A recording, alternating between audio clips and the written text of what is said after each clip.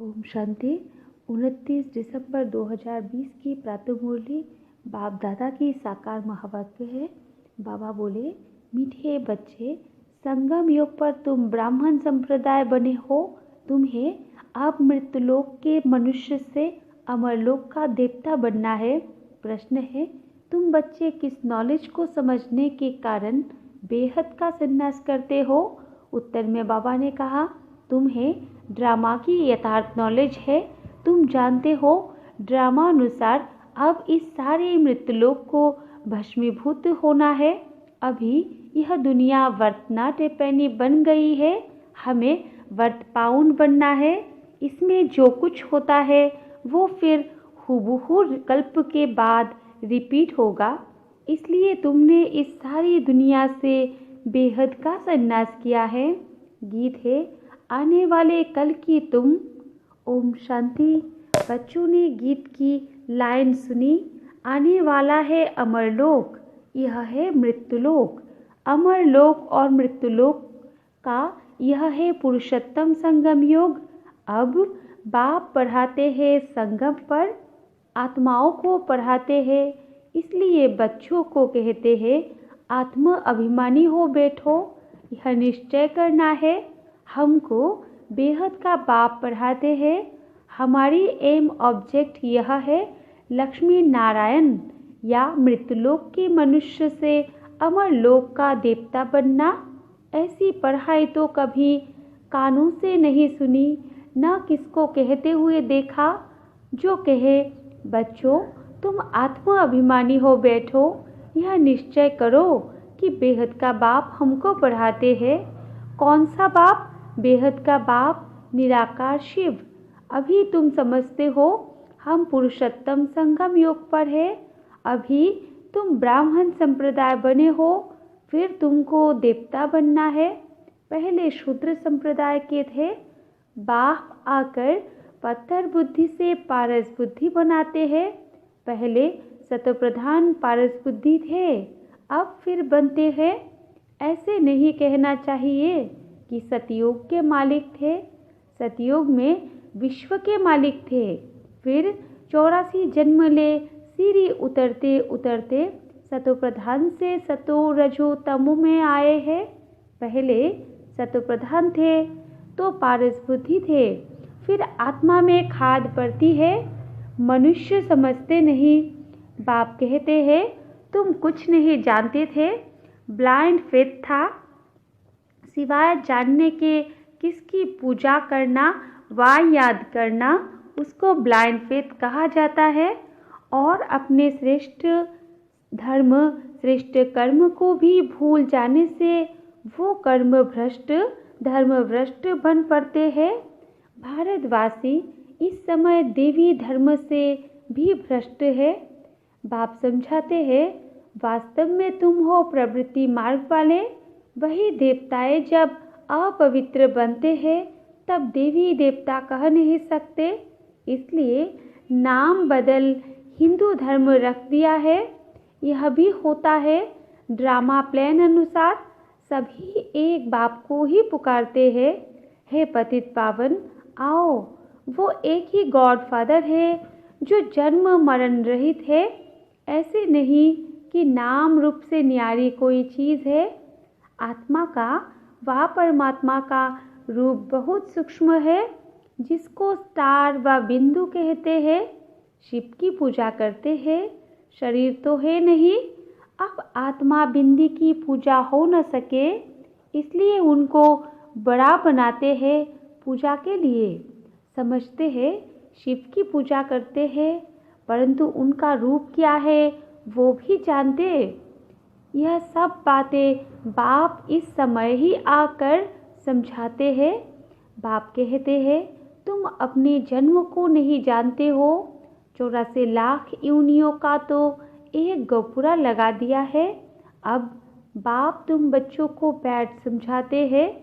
अभी तुम ब्राह्मण बने हो, फिर देवता बनना है। कलियुगी मनुष्य है शूद्र। तुम ब्राह्मणों की एम ऑब्जेक्ट है मनुष्य से देवता बनना। यह मृत्युलोक पतित दुनिया है। नई दुनिया वो थी जहाँ यह देवी देवताएं राज्य करते थे। एक ही इनका राज्य था, यह सारे विश्व के मालिक थे। अभी तो तमो प्रधान दुनिया है, अनेक धर्म है। यह देवी देवता धर्म प्राय लोप हो गया है। देवी देवताओं का राज्य कब था, कितना समय चला, यह वर्ल्ड की हिस्ट्री ज्योग्राफी कोई नहीं जानते। बाप ही आकर तुमको समझाते हैं। यह है गॉड फादरली वर्ल्ड यूनिवर्सिटी, जिसकी एम ऑब्जेक्ट है अमर लोक का देवता बनना। इनको अमर कथा भी कहा जाता है। तुम इस नॉलेज से देवता बन काल पर जीत पाते हो। वह कभी काल खा नहीं सकता, मरने का वह नाम नहीं। अभी तुम काल पर जीत पहन रहे हो।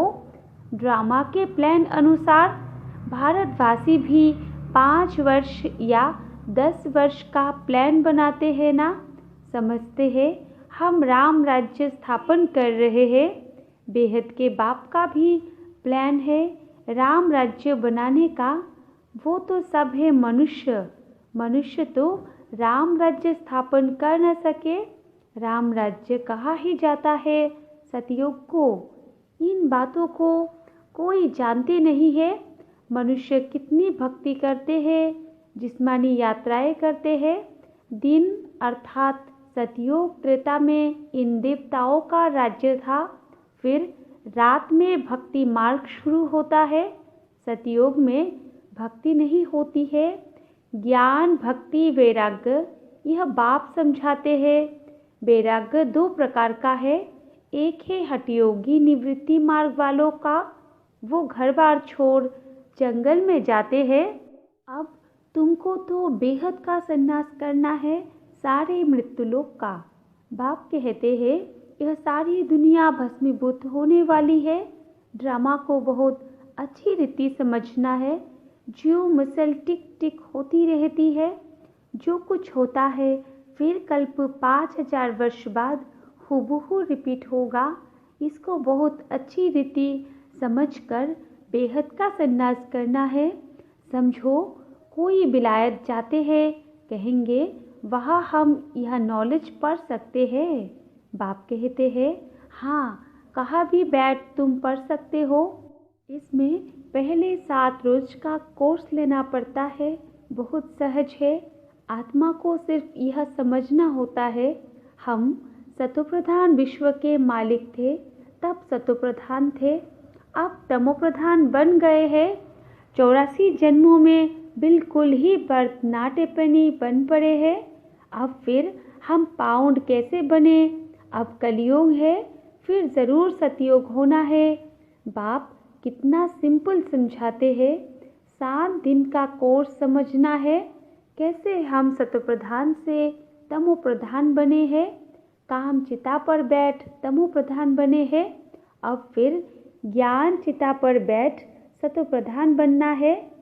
वर्ल्ड की हिस्ट्री ज्योग्राफी रिपीट होती है, चक्र फिरता रहता है ना। अभी है संगम योग, फिर सतयुग होगा। अभी हम कलियोगी विशेष बने हैं, सो फिर सतयोगी वाइसलेस कैसे बने। उसके लिए बाप रास्ता बताते हैं, पुकारते भी है। हमारे में कोई गुण नहीं है, अब हमको ऐसा गुणवान बनाओ। जो कल्प पहले बने थे उन्हों को ही फिर बनना है। बाप समझाते हैं पहले पहले तो अपने को आत्मा समझो। आत्मा ही एक शरीर छोड़ दूसरा लेती है। अभी तुमको देही अभिमानी बनना है। अभी ही तुम्हें देही अभिमानी बनने की शिक्षा मिलती है। ऐसे नहीं तुम सदैव देही अभिमानी रहेंगे, नहीं। सतयोग में तो नाम शरीर के रहते हैं। लक्ष्मी नारायण के नाम पर ही सारी कारोबार चलती है। अभी यह है संगम योग। जबकि बाप समझाते हैं तुम नंगे माना अशरीरी आए थे, फिर अशरीरी बन वापिस जाना है। अपने को आत्मा समझ बाप को याद करो। यह है रूहानी यात्रा। आत्मा अपने रूहानी बाप को याद करती है। बाप को याद करने से ही पाप भस्म हो जाएंगे। इनको योग अग्नि कहा जाता है। याद तो तुम कहाँ भी कर सकते हो। 7 रोज में समझना होता है यह सृष्टि चक्र कैसे फिरता है, कैसे हम सीढ़ी उतरते हैं। अब फिर इस एक ही जन्म में चढ़ती कला होती है। विलायत में बच्चे रहते हैं, वहाँ भी मुरली जाती है। यह स्कूल है ना, वास्तव में यह है गॉडफादरली यूनिवर्सिटी। गीता का ही राजयोग है, परंतु श्री कृष्ण को भगवान नहीं कहा जाता। ब्रह्मा विष्णु शंकर को भी देवता कहा जाता है। अभी तुम पुरुषार्थ कर फिर 100 देवता बनते हो। प्रजापिता ब्रह्मा भी जरूर यहाँ होगा ना। प्रजापिता तो मनुष्य है ना। प्रजा जरूर यहाँ ही रची जाती है। हम 100 का अर्थ बाप ने बहुत सहज रीति समझाया है। भक्ति मार्ग में तो कह देते हम आत्मा सो परमात्मा, इसलिए परमात्मा को सर्वव्यापी कह देते। बाप कहते हैं सब में व्यापक है आत्मा। मैं कैसे व्यापक होऊंगा? तुम मुझे बुलाते ही हो, है पतित पावन आओ, हमको पावन बनाओ। निराकार आत्माएं सब आकर अपना अपना रथ लेती है। हर एक अकाल मूर्त आत्मा का तख्त यह है। तख्त कहो अथवा रथ कहो, बाप को तो रथ है नहीं, वो निराकार ही गाया जाता है। ना सूक्ष्म शरीर है ना स्थूल शरीर है। निराकार खुद रथ में जब बैठे तब बोल सके। रथ बिगड़ पतितों को पावन कैसे बनाएंगे? बाप कहते हैं मैं निराकार आकर इनका लोन लेता हूँ। टेम्परेरी लोन लिया है। इनको भाग्यशाली रथ कहा जाता है। बाप ही सृष्टि के आदि मध्य अंत का राज बताते। तुम बच्चों को त्रिकालदर्शी बनाते हैं और कोई मनुष्य यह नॉलेज जान नहीं सकते। इस समय सब नास्तिक है। बाप आकर आस्तिक बनाते हैं। रचयिता रचना का राज बाप ने तुमको बताया है। अब तुम्हारे सिवाय और कोई समझा न सके। तुम ही इस ज्ञान से फिर यह इतना उच्च पद पाते हो। यह ज्ञान सिर्फ अभी ही तुम ब्राह्मणों को मिलता है। बाप संगम पर ही आकर यह ज्ञान देते हैं। सद्गति देने वाला एक बाप ही है। मनुष्य मनुष्य को सद्गति दे न सके। वो सब गुरु है भक्ति मार्ग के। सद्गुरु एक ही है, उनको कहा जाता है वाह सद्गुरु वाह।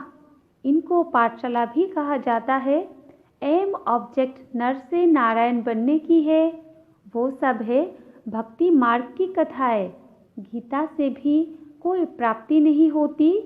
बाप कहते हैं मैं तुम बच्चों को सम्मुख आकर पढ़ाता हूँ, जिससे तुम यह पद पाते हो।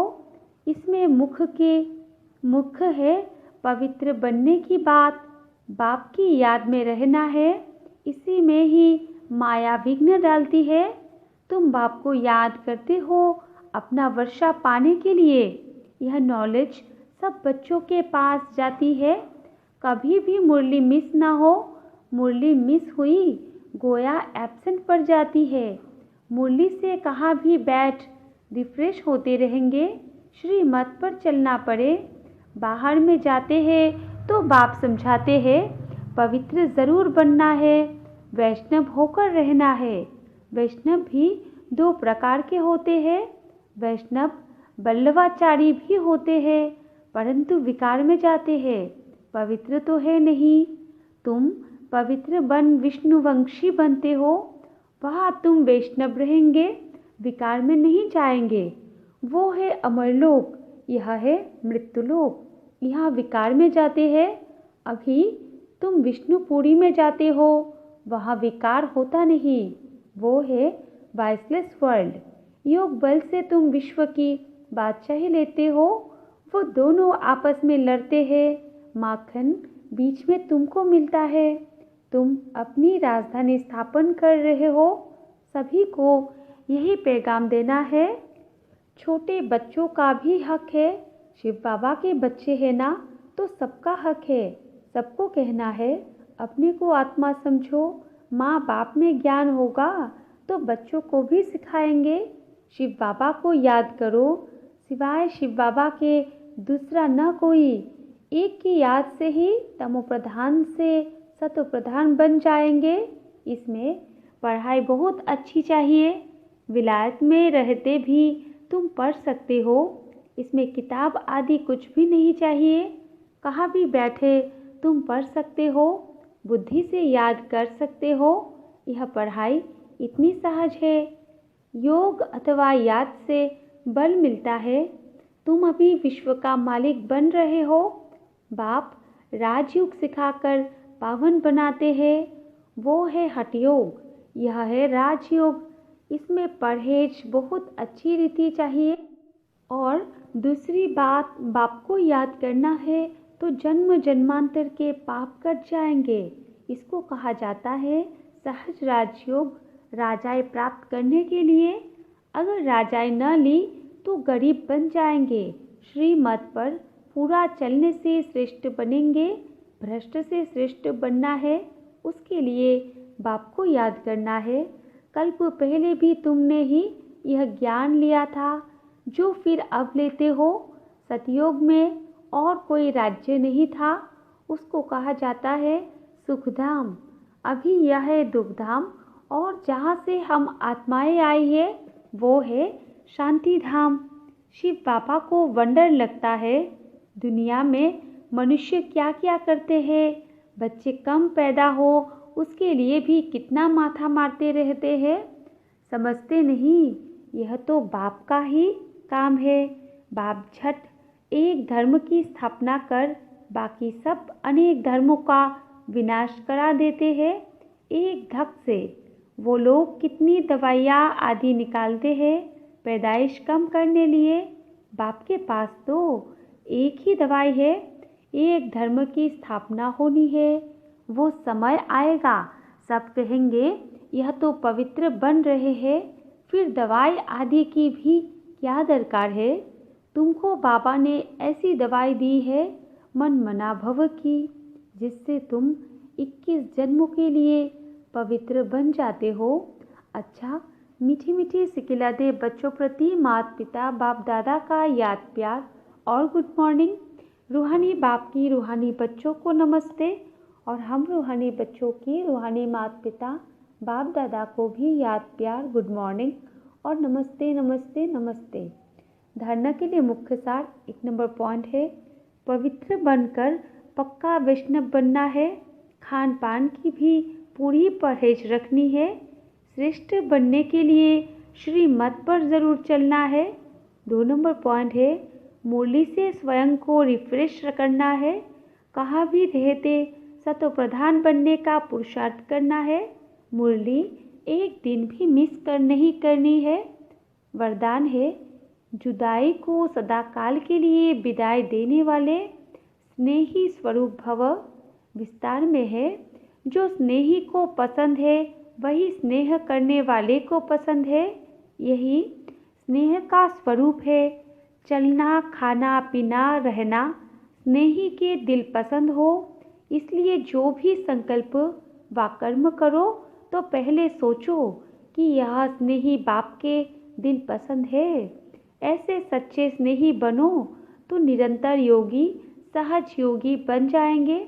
यदि स्नेही स्वरूप को समान स्वरूप में परिवर्तन कर दो तो अमर भव का वरदान मिल जाएगा और जुदाई को सदाकाल के लिए विदाई मिल जाएगी। स्लोगन है, स्वभाव इजी और पुरुषार्थ अटेंशन वाला बनाओ। अच्छा, ओम शांति।